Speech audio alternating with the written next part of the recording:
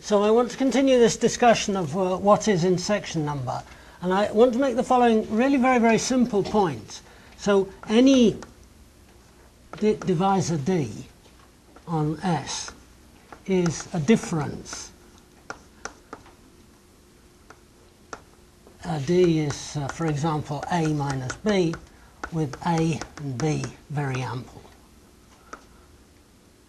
And so it follows that any lattice, any finite set of divisors on S. So I'm sorry, when I write equals, I mean linearly equivalent, is contained in a lattice generated by very ample divisors. Okay, let me not put it on any variety V, any projective variety. So you know, if you prefer to say scheme, then say scheme. Right, and when I say it, you know, it's up to modulo linear equivalence is a lattice generated by very ample divisors. So I'm going to tell you that H naught, so if A and B are ample, and I look at H naught of NA, so this is on any variety, on any scheme, any projective scheme, NA plus MB. I look at the dimension of this, right? And so this is equal to polynomial in N and M plus lower order terms. I'm sorry, I don't mean that. It's equal to polynomial in N and M for N, M. Right? And so this does not involve anything about Riemann-Roch. This has nothing to do with Riemann-Roch. What this is to do with, the proof is the same as the Hilbert function.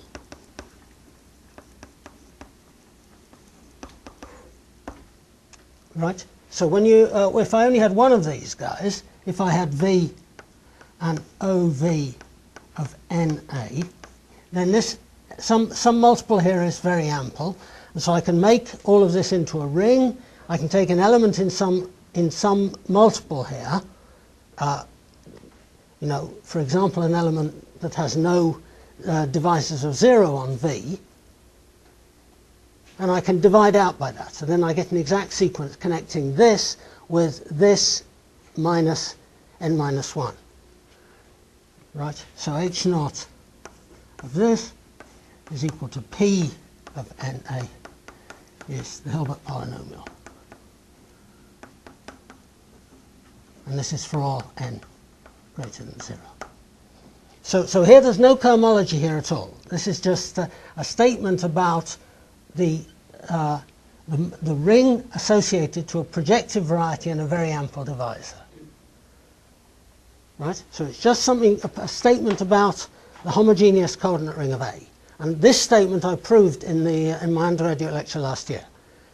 Right? Anyway, this is a straightforward thing.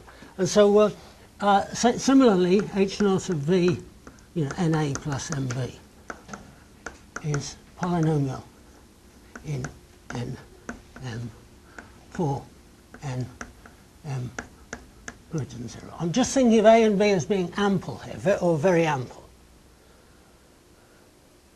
Right? And so this means there's a leading term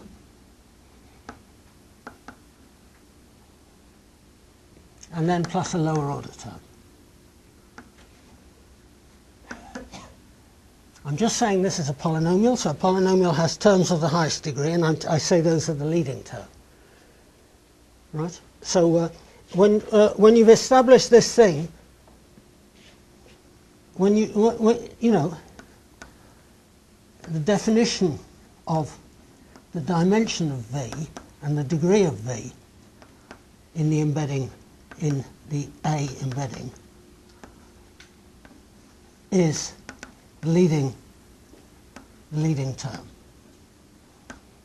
Okay, so it's saying this is a polynomial, right? So a polynomial has a first term, and the first term is a to the power of dimension of V, and then divided out by the dimension factorial. So this is just a normalizing term. Ignore that. I'm sorry, times the degree of V. This is the definition of the degree of a variety and the definition of the dimension. Okay, so you may think that you already know what the dimension of a variety is, and you may think you already know what the degree of a variety in projective space is. But technically speaking, this definition is much better than anything you already know. Right, and it's so it's not the obvious intuitive thing to do, but it's technically the strongest. Right, so this leading term is of the form, this has coefficients. This is a polynomial in n and m, and its coefficients are a to the power of a, b to the j, for I plus j equals dimension. Okay, so I'm not giving the proper proof because it's quite tedious and so on, but this is really trivial. So this polynomial is called the snapper polynomial.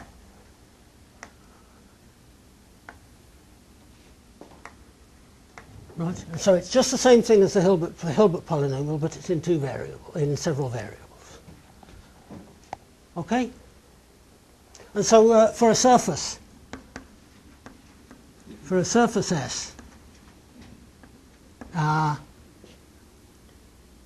H naught of NA plus MB is 1/2 of A squared times N squared plus AB times NM plus 1/2 B squared M squared. Right? So this is the definition of AB.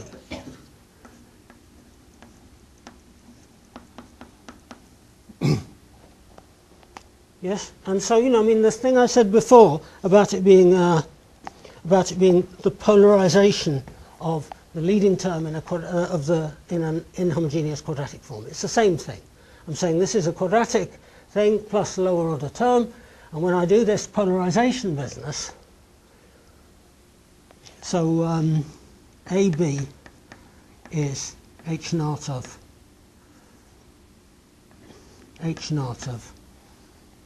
H minus A minus B plus H naught of A minus H minus A plus H naught of H minus B plus H naught of H. Okay, and let me put the minus, etc. Right, with H very ample.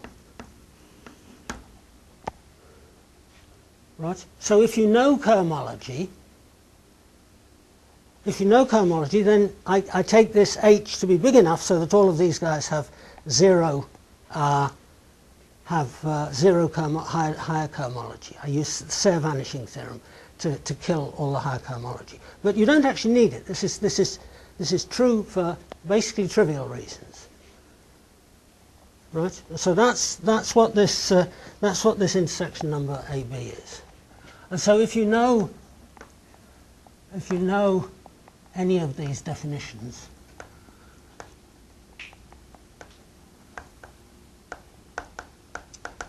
then you can get properties 3 and 4 by playing with exact sequences.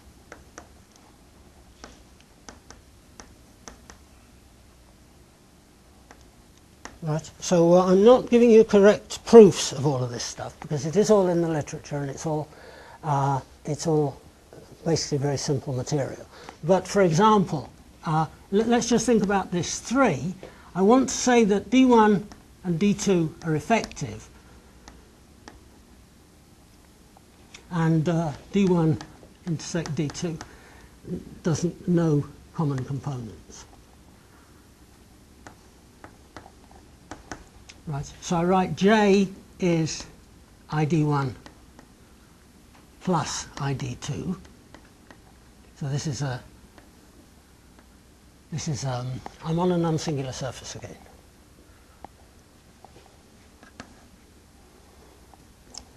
Yes? So this is the ideal defining the scheme D1 intersect D2.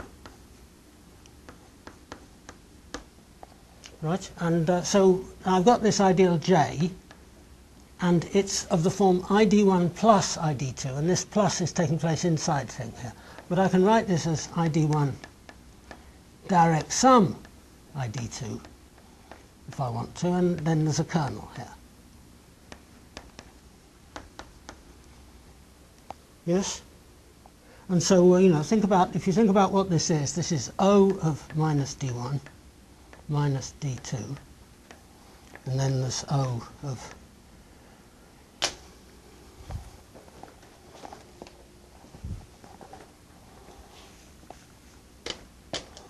D1 direct sum O of minus D2, and then there's O of minus D1 minus D2.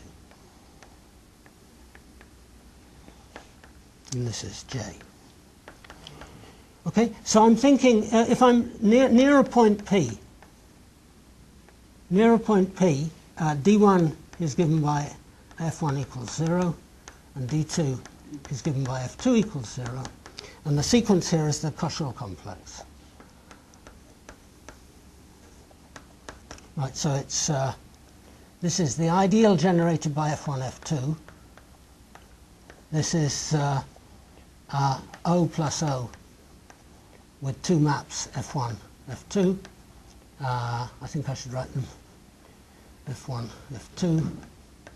And here there's a single map given by minus F2, F1. Right. And so the only thing that I'm saying, F1 and F2, the schemes have the divisors D1 and D2 have no common components. That means that this F1 and F2 locally in this local unique factorization domain have no common components, right? And so they're co-prime, and that means that the kernel is exactly this. Right. And so now, if you want to know who chi of J is, this is chi of O minus chi of OX over J. Right, and at the same time he's all that stuff. Chi of minus D1 minus D2 minus chi of D1 minus chi of D2. Right, so this thing here, this is the thing which is the sum of the local intersection D1 and D2 at P, or taken over all points P in the support of D1 intersect D2. Right, and this is those are the other terms. So this proves 3. Right, and you know you can put a very ample divisor in there if you like. It really doesn't make any difference.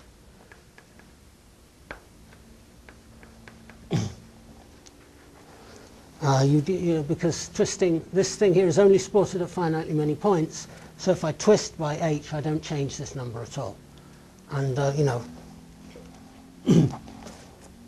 that's just to do with changing the lower order terms, and they're going to disappear in any case after I do this polarization.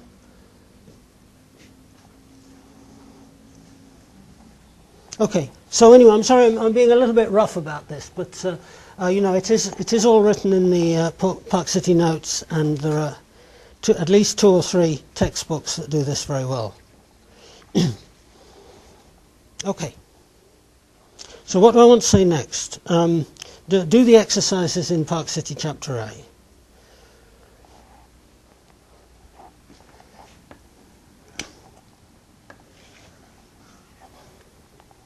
So I want to talk about this property of numerically one connected divisors. So let's do slightly more generally k connected divisors. So D, an effective divisor on S, numerically k connected. It means every time I write D is A plus B, then A times B is greater than or equal to K. Okay, so what I don't want is this. So if D is A plus B and they're disjoint,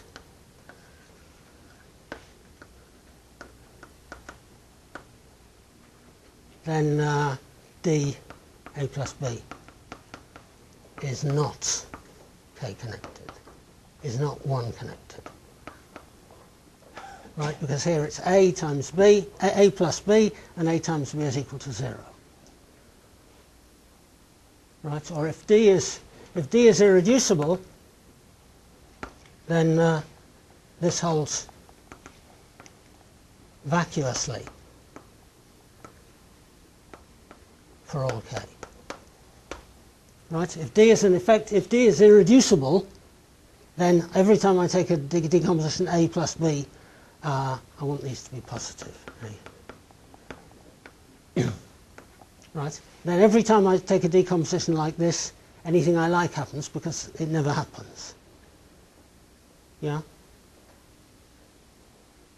So I'm going to give examples of things that are one connected and not two connected. So, for example, like this. If D is A plus B reduced, so if A and B are here, I'm thinking reduced and irreducible, and A times B equals 1.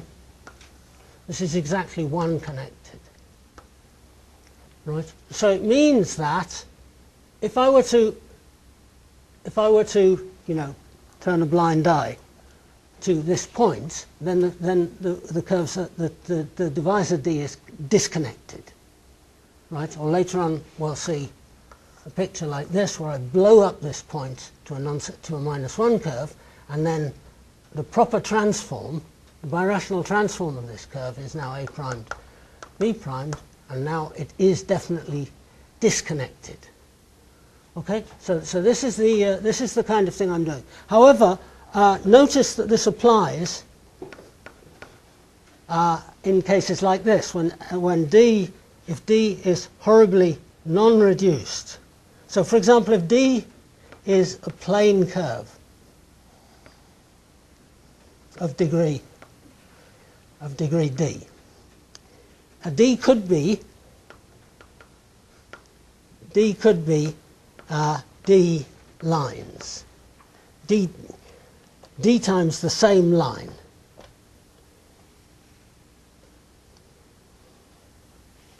Right, the same. This is D in P2. Right, it could be D times the same line, and then it's it's whatever it is. It's certainly one connected. Right, because if I write it's A L plus B L, then I'm going to get greater than or equal to AB, and if I anyway, this is greater than D squared over 2.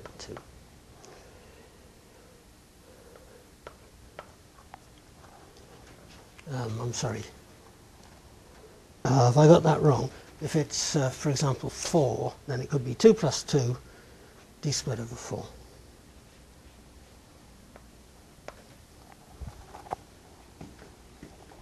Okay, so I'm going to explain how I get this condition,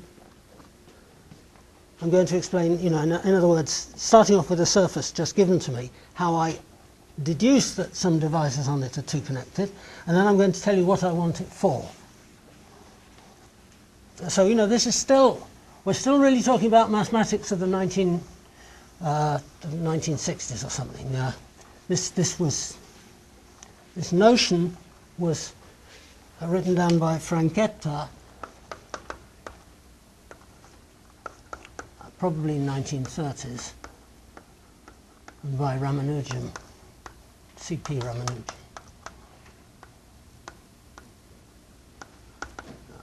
in the 1960s. And then it was used by Bombieri.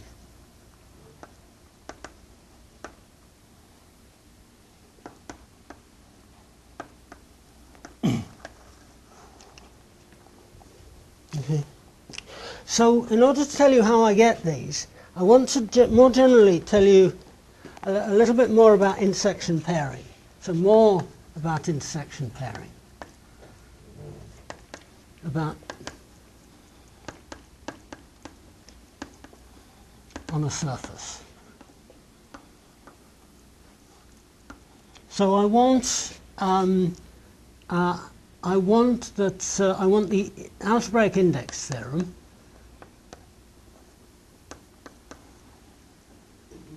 and I want that k times d is congruent to d mod d squared mod 2 for all d.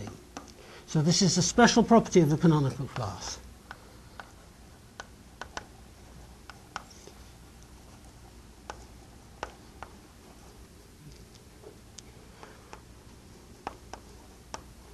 Oh, actually, it's better to say characteristic.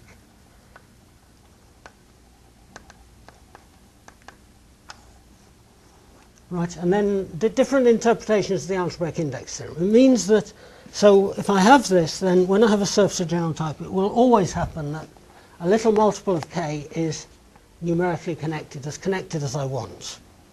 Right? So let me, this is a general fact about the intersection number on surfaces, and let me discuss it.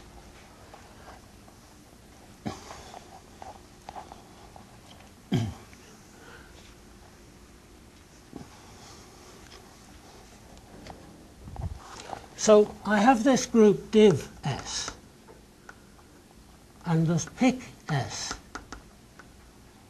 and there's something else called N1S. So this is the group of divisors. So this is the group of divisors divided out by linear equivalence. So remember, D1 is linear equivalent to D2 if linearly equivalent to D if and only if there exists an F with the divisor of F equals D1 minus D2, and that's if and only if OS of D1 is isomorphic to OS of D2. That's a line bundle.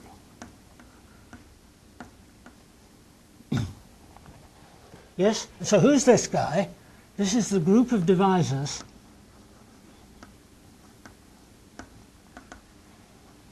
modulo numerical equivalence. Okay? So these definitions work also in higher dimensions and so on. I'm not really so divisors. So I'm going to say that D1 is numerically equivalent to D2 if D1, that's the same thing as saying D1 minus D2 is numerically trivial. Right, and numerically trivial means D1 minus D2 times D, let me times A is 0 for all A.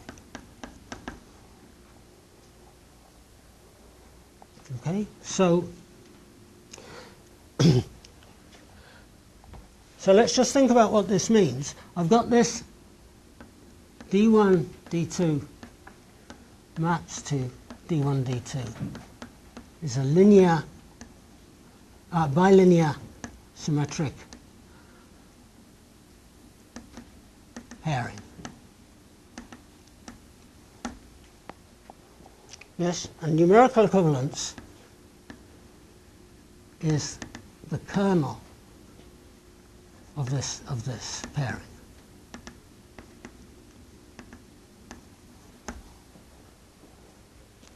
Right, so we're saying these guys, we can neglect these guys if they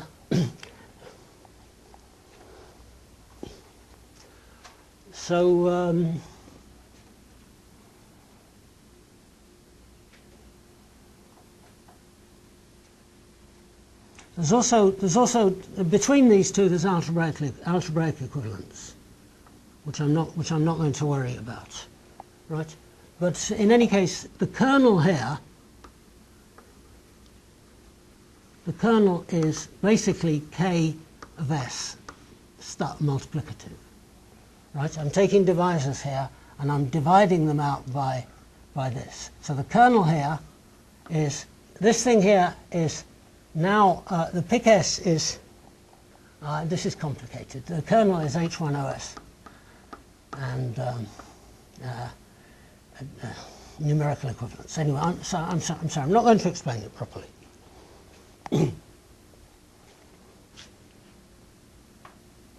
So the pic s in general might have an abelian variety in it as its connected component, and it might also have a finite amount of torsion in it, and I'm killing both of those. In any case, the definition itself, without the commentary, the definition is very simple. Right? I've got a symmetric bilinear pairing, and I say I'm just going to divide out by this. So after this, so on N1S, the pairing D1, D2 is non-degenerate by definition.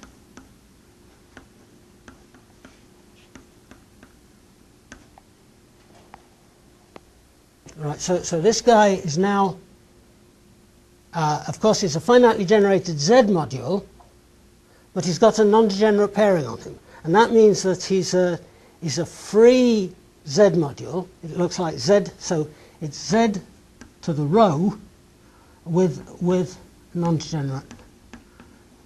non-degenerate integral pairing. Okay, and now the question I'm going to ask now is, what is the index of this pairing? So you know, when you have a quadratic form, you know, when you do it in geometry or in second year algebra, the favourite one, the one that you really hope is going to come up, is the positive definite one. So it could be positive definite, it could be indefinite, it could be negative definite. Which is it? So the index theorem, I'm going to state it precisely. The index theorem roughly says that the index is plus 1 and then minus rho minus 1. So in other words, i.e. the form is a Lorentz form. So it means it looks like this. There's one positive direction and there's rho minus 1 negative. And this means negative definite directions.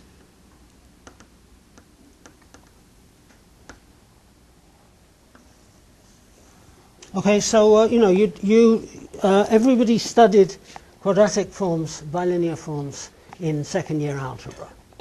So somewhere in undergraduate algebra you learn this, and you'll also learn this theorem called, I think, Sylvester's theorem of inertia, saying that if you choose an orthogonal basis of a real quadratic form, then the number of positive and the number of negative directions is well defined. Okay, so that's stuff which every mathematician is supposed to know. Okay, so now let me give a better statement of the theorem. So index theorem, and so this is the algebraic geometers form.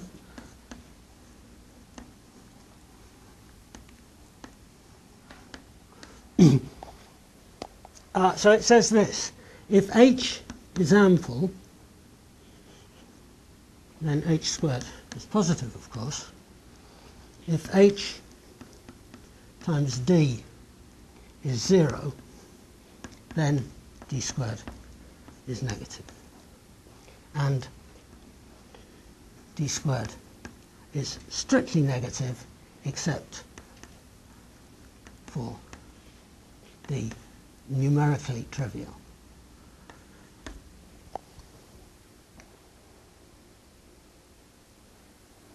Okay, so I'm. This is saying this same picture here. I'm saying if you take an ample divisor, it will have H squared positive. Right, and then if I take anything orthogonal to the H, so if I take this is H perp, then if I'm working in this N1S Neuron-Severi group, a group of divisors modulo numerical equivalence, then I get this the orthogonal plane to H perp. The form now is negative definite. Right. So this equals, the possibility equals here is just to deal with this kernel, the divisors numerically trivial. Okay? So let's just think about the proof of this, and you know, this is one of these things which is very, very coarse. It doesn't depend on anything. It doesn't depend on any fine properties.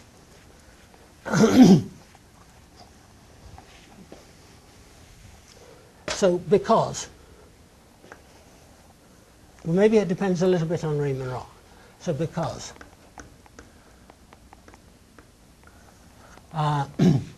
so D squared positive implies that when I write down chi of S and ND,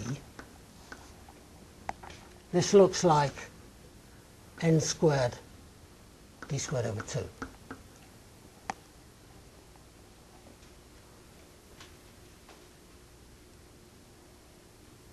Right? And so this tends to infinity. On the other hand, this guy here is H naught of D ND plus H2 of ND and then minus H1. Right? So in other words, this H naught plus H2 is greater than this thing that tends to infinity. Right? And this H2 of ND is H naught of Ks minus ND.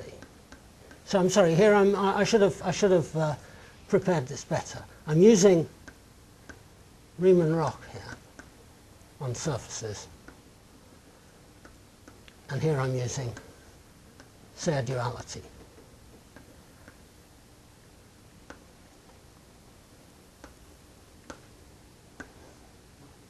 Right, and so if the upshot is that if d squared is positive, then either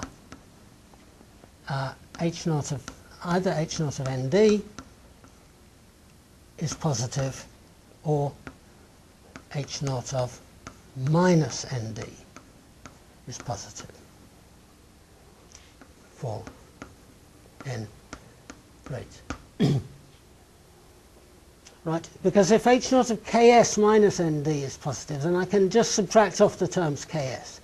this terms k is just, it doesn't affect the leading term. It doesn't affect this n squared. It affects the lower order terms, but not the higher order terms. I should have prepared this a little better. What I'm saying here is not completely satisfactory. Right? But this means then nd is equivalent to d1, which is an effective divisor, or minus nd is twiddles to d1, which is an effective divisor. And these either of these contradict h times d1. H times d equals 0. So in the first case, h times d is definitely positive. In the second case, it's definitely negative. Right?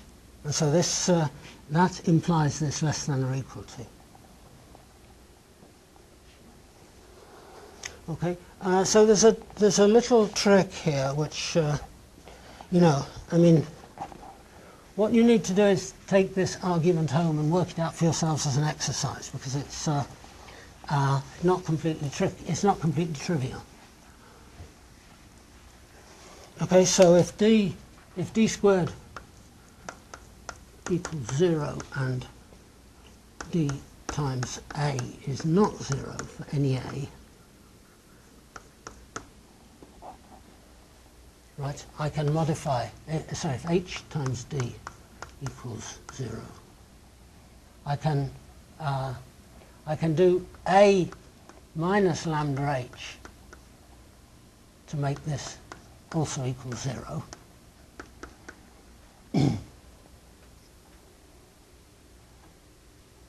Yes, is it clear what I'm doing here? You know, what I'm doing is, the thing I'm really doing is messing around with quadratic forms. I've got a quadratic form, I've got a divisor h with h squared positive. Right? I've just shown that h times d is 0 implies d squared is negative. Right? And now I come along with some other a. Suppose that dA is not 0. Right? Then I say I can change a by a maps to a minus lambda h, so that also h times a, this is a primed, also h times a primed is 0. Right, so I mean, you know exactly what lambda to put there. I'm just doing h times a is something, and then I'm doing minus lambda squared, lambda times h squared, whatever lambda makes this 0.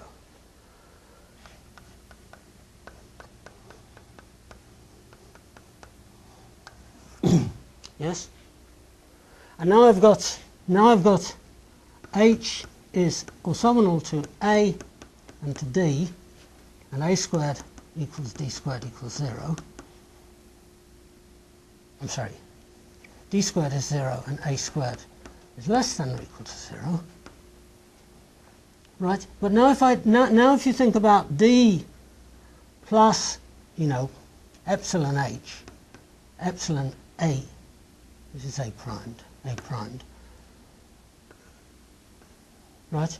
So if you calculate the square of this, this is d squared, which we've agreed is 0, and then it's d plus epsilon a primed, twice d plus epsilon a primed, and then it's plus epsilon squared. So if this epsilon is just a little bit positive or just a little bit negative, right, I'm assuming that this will be positive for a suitable choice.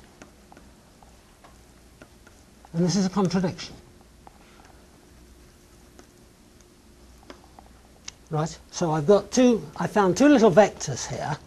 There's the d here, which I was assuming, and then there's also some other a. Right, and then some linear combination of those is still orthogonal to h, but it's got square positive. This is a contradiction. So this argument is given in quite a number of different places. In particular, it's given in Park City.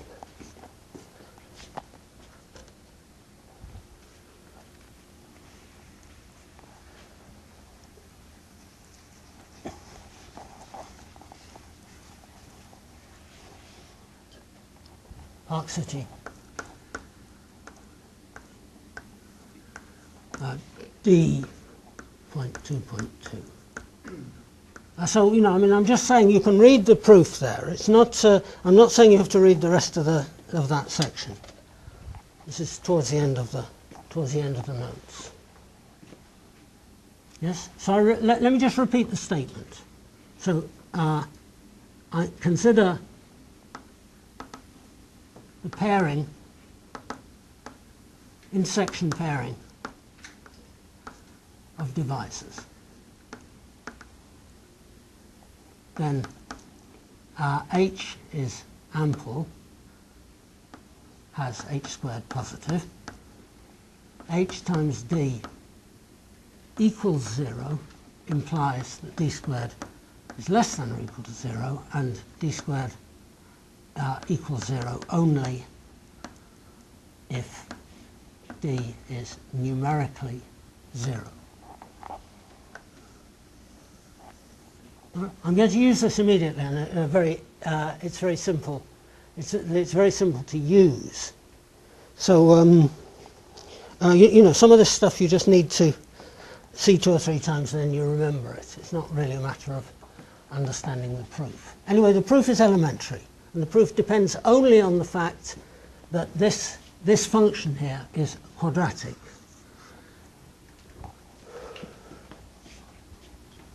So it's asymptotic. It's not using any of the fine properties of Riemann-Roch. It's just using this asymptotic property.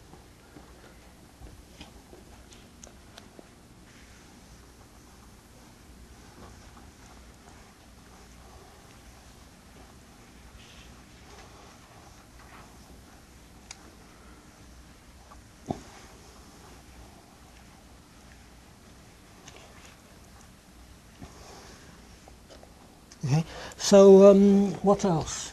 I should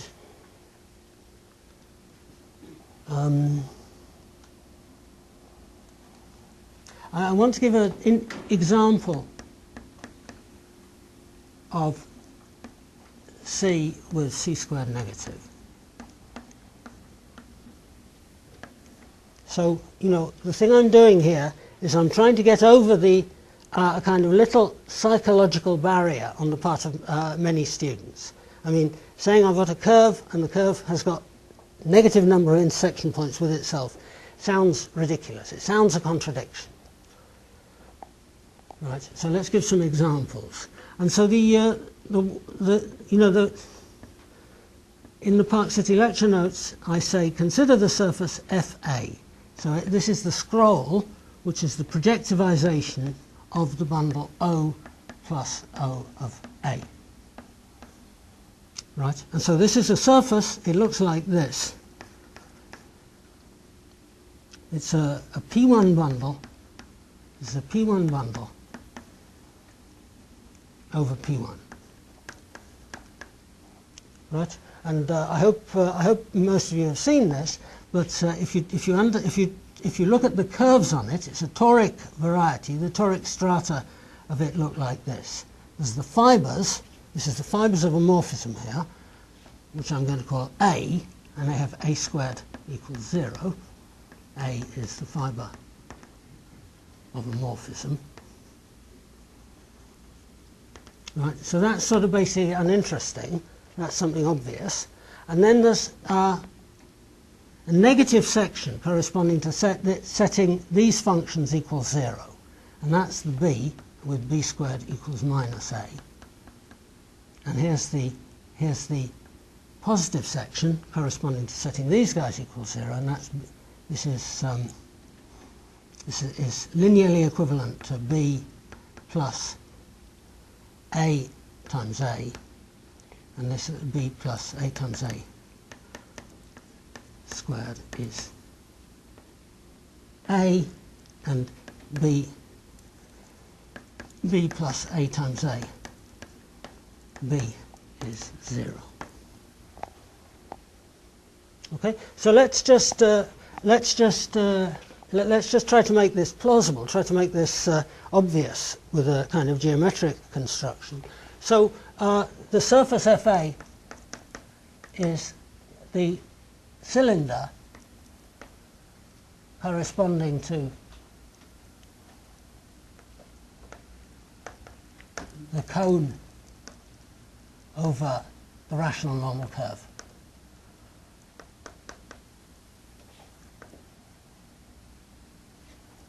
So, you know, this is an elementary example. It's completely the rational normal curve. So the eighth, I take P1, I take the eighth Veronese embedding of P in P, is it A or A minus 1? Conic is in P2, so it's in A. Right, so I do this thing which many of you saw me doing last term in the context of a baby course. I take P1, map it into PA by UV maps to U to the A, U to the A minus 1V, and so on, V to the A. Right, and I get a rational normal curve. You know, for example, I get the conic in P2, parameterized by U squared UV, V squared, or the twisted cubic in P3, parameterized by U cubed, U squared V, UV squared, V cubed. Okay, so some of you saw me talking about this last year, and it's all very, very easy. Right, now I'm going to take a P A plus 1, right, and I'm going to take a point outside the PA, and I'm just going to join them up. So this is the cone.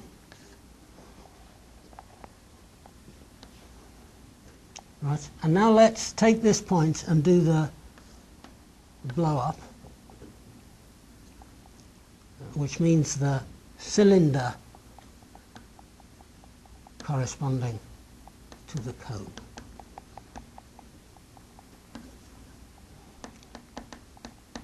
Okay, so if I take a cone is the union of generating lines. And when I say the cylinder corresponding to the cones, what I mean is, instead of taking the union of those lines, take the disjoint union of the lines. In other words, take every point here, take every one of these lines, and consider this point here to be a separate point, depending on which of the lines it passes through. Or if you want to, you can say it's the graph of it's the closed graph of the map to the base. Right? So anyway, when you do this, you get a picture that looks like this. Right? I've just replaced this point here by a certain curve. And this curve is B. Right? The curve B is isomorphic to the base of the cone. So it's still P1. This is P1 in its eighth Veronese. Right? And so here we have an example of the phenomenon I said before. So there's the curve C here, which is just the isomorphic transform of the hyperplane section there, and then obviously C squared is A. Right? Why is C squared equal to A? Well, I could have taken a different hyperplane section, and then I'm intersecting the curve C with a hyperplane section, I'm getting A points. So this one here is perfectly okay and simple and intuitive. Right? You believe that immediately, that C squared is equal to A. That doesn't involve the blow up at all. Right? Now, why should this B have negative intersection? Well, if I take B plus A times A, that's the inverse image of a hyperplane section through the origin. Take a hyperplane section through the origin, it cuts, on this cylinder, it cuts out A generating lines. Right, so I get this. And so this thing here is linearly equivalent to C. So if you want to calculate B squared, you can say, well, B plus AC, B plus AA times C is 0, because they're disjoints. Yes? And then B times C is equal to, B times C, B and C are disjoints. That's, I'm sorry, what am I talking about? So B plus AA times C is C squared is A. and b times c is 0, right? And so who is b squared? B squared is b times b plus ac, aa minus aa, and this is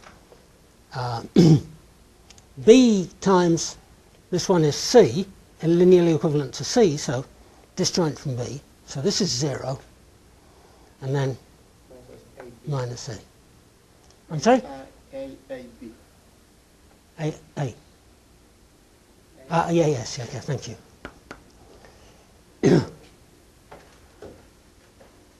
Right. So anyway, whether you're completely, I mean, all of this is explained in the Park City book in more somewhat slower than I'm saying it here. So as I said, this idea that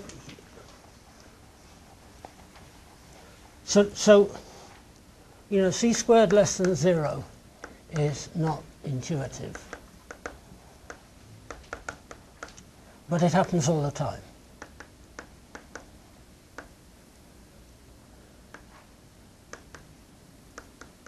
Right. So let me just say, if d1, d2 is less than 0, d1 and d2 effective divisors, then necessarily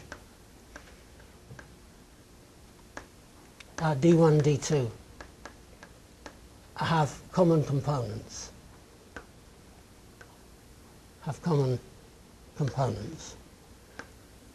c with c squared negative. Okay, so I'm going to come back to this because this is exactly where the numerical connectedness goes wrong. This is exactly what numerical connectedness is supposed to deal with. So if c squared is negative, for example, one of these curves, then 2c is not 1 connected. It's not even 0 connected. Because 2c is c plus c, and c times c is negative.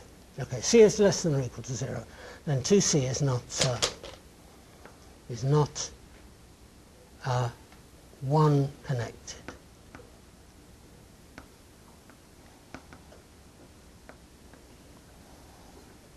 Okay, so all of this lecture I've been talking about intersection pairing on surfaces.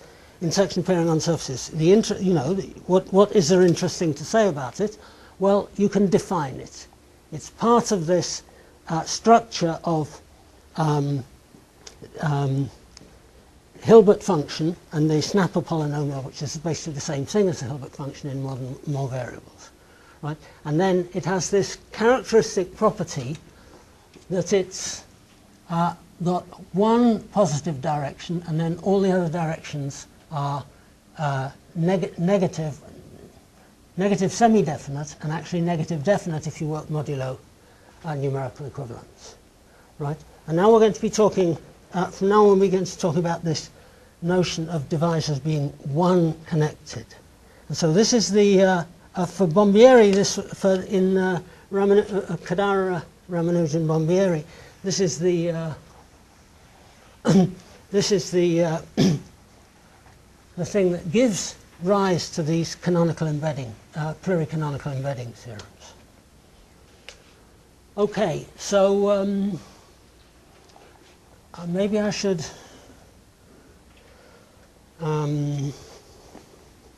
let me just say this characteristic property.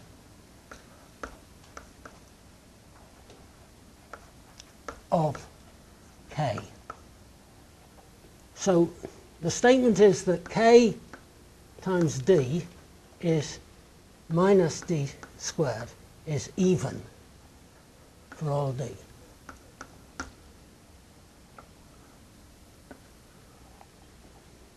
Right? So if I do, however, d goes to d squared modulo 2 is also a linear function. So this looks crazy. How can it be a quadratic function and a linear function at the same time? And you know that this is just one of these characteristic P properties. So if I do d1 plus d2 all squared, this is d1 squared plus d2 squared plus 2 d1 d2, and modulo 2 this is 0. Right? So this is a linear function. Right? And then if I've got a linear function, if I've got a lattice with a non-degenerate pairing, you can hope that a linear function is represented by a vector.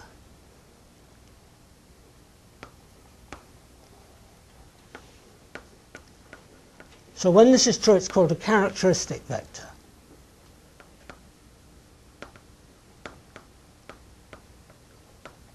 Right, so I'm not telling you the whole truth here because I'm only talking about algebraic geometry, and this characteristic vector also works in, this is also modulo 2, this is also the first Stiefel-Whitney class. I'm sorry, I think that's right, the second Stiefel-Whitney class maybe, in topology. But in any case, so I'm trying to underline this, this fact that kd and d squared are congruent modulo 2. So, okay, so proof. Well, because d squared is linear in d modulo 2, it's enough to do it, it's enough to check it on generators.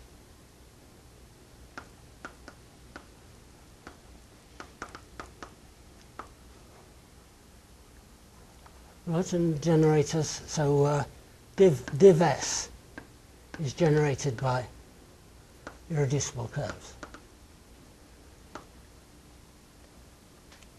C. And, you know, so if you do K S plus C times C, you get, if the curve is non-singular, you get 2G minus 2. G is genus of the curve. Okay, so if the curve is singular, you have to say 2PA minus 2, and you have to worry a little bit about what PA means. But in any case, it's an integer. So this is always in 2Z. Right, so here's one reason. One reason why the canonical class is a characteristic function for this quadratic form is because of the adjunction formula. Right? Or you can say, what is chi of OX, chi of OS of D? Well, this is half of D into D minus K plus chi of OX, and this is an integer, and this is an integer. And so therefore this guy here must be in 2Z.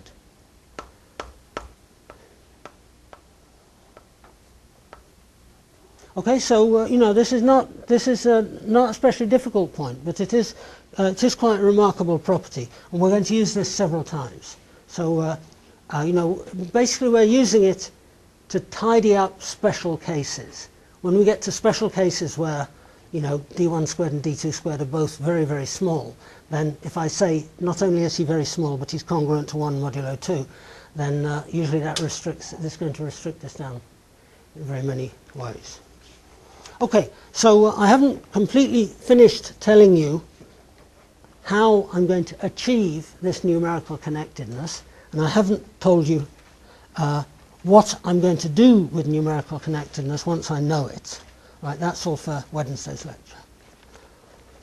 Okay. So look, for some of you, I'm going much too slowly, and you know all of this stuff, and you've seen it many times before. Right? For other people, I'm going much too fast, and all of this is very new to you, and so on. So please tell me if you have special problems. I'm perfectly happy to repeat material or to organise a separate teaching class for people who need exercises. So, you know, you do need to do the exercises. I'm referring to this chapter A in here, which is about 6 or 7 pages long, with some nice exercises at the end. And then there's some other things. Later on I'm going to be referring to much harder material, so you better get used to it. You should do the exercises. No point in hearing the lectures and pretending you understand.